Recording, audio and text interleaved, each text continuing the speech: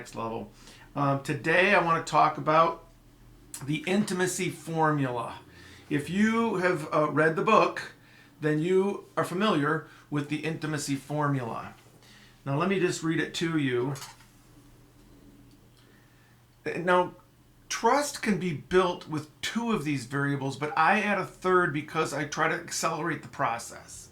So, statement of intent plus consistent congruent behavior plus time equals trust. Trust, key variable in the intimacy formula. So, trust equals safety.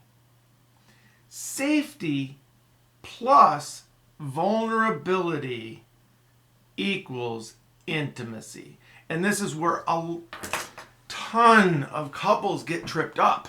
That word vulnerability is so hard for so many people.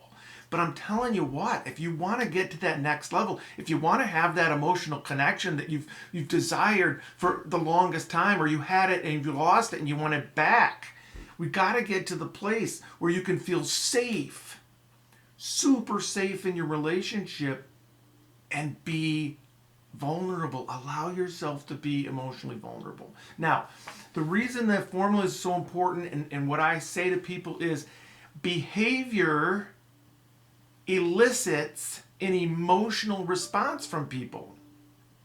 So I encourage people to focus on how are you behaving in your relationship, which includes, and people don't realize this, it includes verbal behavior. When you are speaking, that is behavior. How you speak, that is behavior.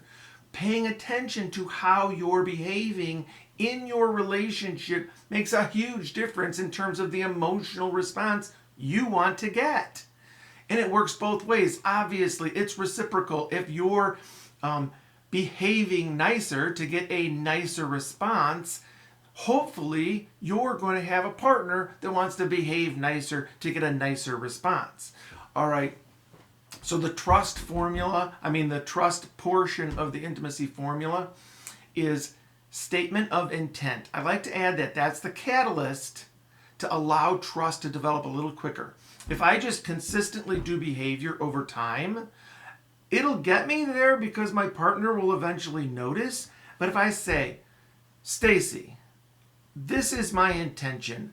I am going to change this behavior because it has a negative influence on our relationship. And I want you to know, and I want you to keep track of watching me every day as I change this behavior for the benefit of you being able to trust me.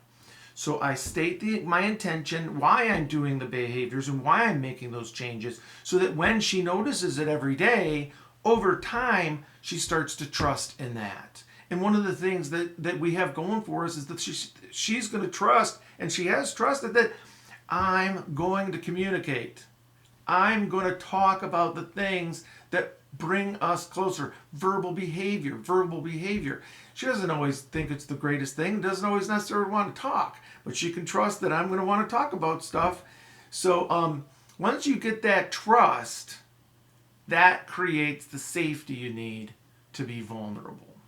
So if you know your partner's going to be able to at least sit down, use the structured conversation tool with you, and they're going to have to, going to try to have these conversations to talk about what needs and desires are not being met in the relationship, what your expressions of love work best, and things like that, which I'll get to in future vlogs. But I wanted to talk about the intimacy formula and the importance of using behavior to elicit the emotional response you're looking for and get that next level emotional connection.